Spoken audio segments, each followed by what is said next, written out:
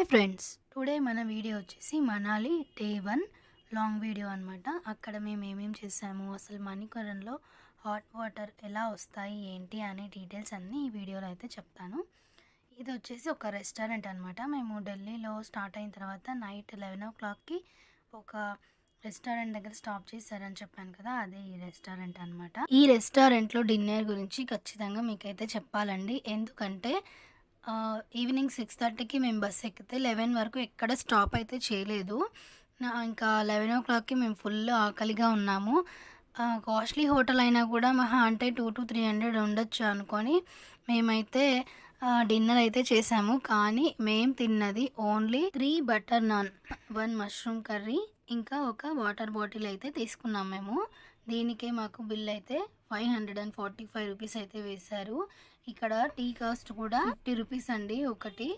మరి ఆ గ్లాస్ కూడా పెద్దగా ఏం లేదు, నార్మల్గా మనం తాగే గ్లాస్ లాగే ఉంది. మీకు పిక్ యాడ్ చేస్తాను చూడండి, అంతే ఉండేది టీ గ్లాస్ కూడా. మనాలిలో ఎక్కడైనా సరే ఫుడ్ కాస్ట్ కొంచెం ఎక్కువగానే ఉందండి. మీరు మెనూ కార్డ్ తీసుకొని మెనూ కార్డ్ చూసిన తర్వాతనే ఫుడ్ అయితే ఆర్డర్ చేసుకోండి.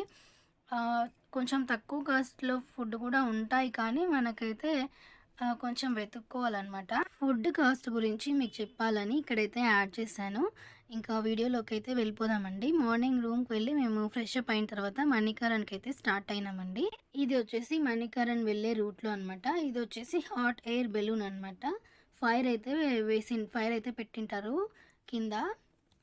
ఒక 4 sides థ్రెడ్స్ వేసి పట్టుకుంటారనమాట. అది ఎక్కువ హైట్ వెళ్ళదు, కొద్ది హైట్ వరకే వెళ్తుందనమాట. ఇంకా తర్వాత పారాగ్లైడింగ్ అయితే చేసాము. ఇది వచ్చేసి ఫామ్ అయితే ఫిల్అప్ చేయాలన్నమాట. మనము పారాగ్లైడింగ్ వెళ్ళే ముందు మన నేము, అడ్రస్, ఫోన్ నెంబర్ డీటెయిల్స్ అయితే ఇవ్వాలి వాళ్ళకి. పారాగ్లైడింగ్ చేయడానికి ముందు మనల్ని కొంచెం హైట్ వరకు అయితే వాళ్ళ వెహికల్లో తీసుకెళ్తారనమాట. మౌంటైన్ పైకి అయితే తీసుకెళ్ళి అక్కడ నుంచి కిందికైతే ల్యాండింగ్ అయితే చేస్తారనమాట.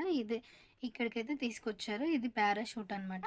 మాకైతే పారాగ్లైడింగ్ 2500 అయితే తీసుకున్నారండి పర్ పర్సన్. ఇంకా వీడియోకి వచ్చేసి 400 ఎక్స్ట్రా అయితే తీసుకున్నారండి. మేము చాలా ఎంజాయ్ చేసాం పారాగ్లైడింగ్లో అయితే. ఇక్కడ ఒక విషయం చెప్పాలండి, పారాగ్లైడింగ్లో ఏంటంటే వాళ్ళు స్టంట్స్ అని జిగ్జాగ్ షేప్లో పారాషూట్ని తిప్పుతారనమాట.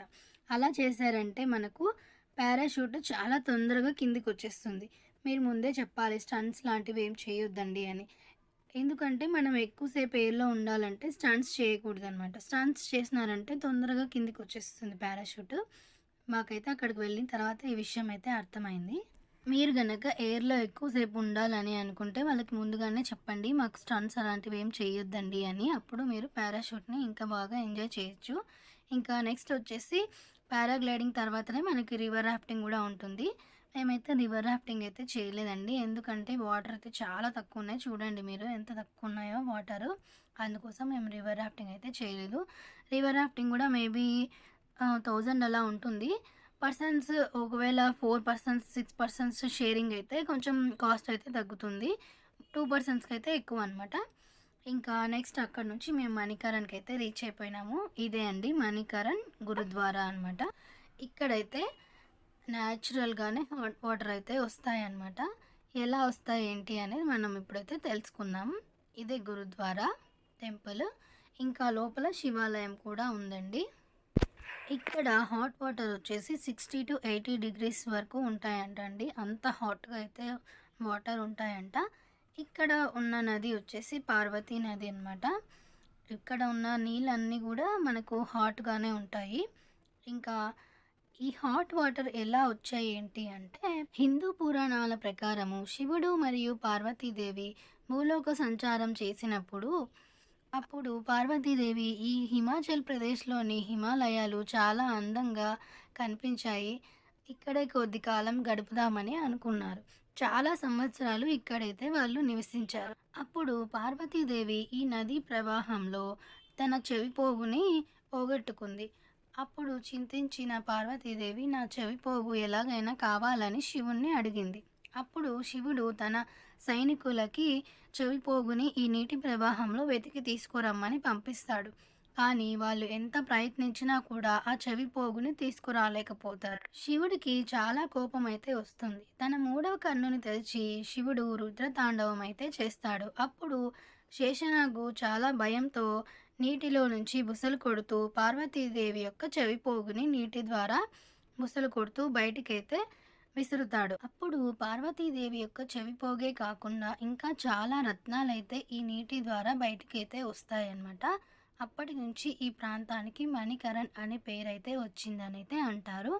ఇంకా అప్పటి నుండి వేడి నీటి ప్రవాహం అలాగే ఉంది అని అంటారు హిందూ పురాణాల ప్రకారం. అయితే ఇక్కడ సిక్కు వాళ్ళు నమ్మేది కూడా ఒక స్టోరీ అయితే ఉంది. అది కూడా మీకైతే చెప్తాను. సిక్కు వాళ్ళు ఏమని నమ్ముతారంటే, చాలా రోజుల క్రితం సిక్కుల గురువైన గురునానక్ తన శిష్యుడు మర్దనాతో కలిసి ఇక్కడికి వచ్చారు. అప్పుడు మర్దనాకి ఒక సమయంలో చాలా ఆకలి అయితే వేస్తుంది. వాళ్ళు ఆహారం కోసం చాలా వెతుకుతారు. అప్పుడు అందరూ రొట్టె చేయడానికి పిండి అయితే ఇచ్చారు, కానీ అందరూ ఇచ్చిన పిండిని తీసుకొని వచ్చారు. కానీ వాళ్ళకు ఆహారం వండడానికి ఎక్కడా కూడా నిప్పు అయితే పుట్టలేదన్నమాట. అప్పుడు గురునానక్ తన శిష్యుడితో అంటాడు, ఈ రాయిని జరపమని, అక్కడ ఉన్న ఒక రాయిని. అప్పుడు అది తీశాక అక్కడ అతనికి ఒక వేడి నీటి బుగ్గ అయితే కనిపిస్తుంది. అప్పుడు గురునానక్ చెప్పినట్టు మర్దన చపాతీలనన్నీ చుట్టేసి వేడి నీటి బుగ్గలో పడవేస్తాడు. కానీ అతనికి నిరాశ ఎదురైంది. ఆ చపాతీలన్నీ నీటిలో మునిగిపోతాయి.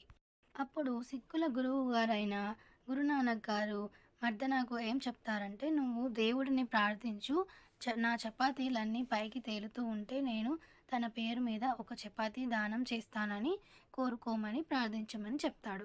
అప్పుడు మర్దన గురునానక్ గారు చెప్పినట్టే చేస్తాడు. మర్దన గారు గురువు గారు చెప్పినట్టు ప్రార్థించగానే తన చపాతీలన్నీ సరిగ్గా కాల్చబడి పైకి తేలడం ప్రారంభమయ్యాయి. అప్పుడు గురునానక్ గారు ఏం చెప్తారంటే, దేవుడి పేరు మీద ఎవరైనా దానం చేస్తే అతని మునిగిపోయిన వస్తువులు తిరిగి మళ్ళీ పైకి తేలుతాయని గురునానక్ గారు అప్పుడు మర్దనాకైతే చెప్పారనమాట. ఇది సిక్కు వాళ్ళు నమ్మే ఒక స్టోరీ అనమాట. ఇంకా అప్పటి నుండి ఇక్కడికి ఎవరు వచ్చినా సరే ఆకలితో వెళ్ళకూడదని చెప్పేసి ఇక్కడ ఆహారం అయితే ఫ్రీగానే పెడతారనమాట. మీరు వీడియోలో చూసారు కదా, అన్నం కూడా ఆ హాట్ వాటర్లోనే వండుతారనమాట. అదే ప్రసాదంగా భక్తులకైతే పెడతారు. నేను తెలుసుకున్న స్టోరీస్ అయితే ఇవేనండి. మీకు ఇంకా స్టోరీ ఏమైనా హాట్ వాటర్ గురించి మీకు ఇంకా ఏమైనా సైంటిఫిక్గా ఏమైనా తెలిసింటే నాకు కామెంట్స్లో అయితే మెసేజ్ చేయండి. ఇంతే, ఇంకే video. Please like, share and subscribe. Bye bye.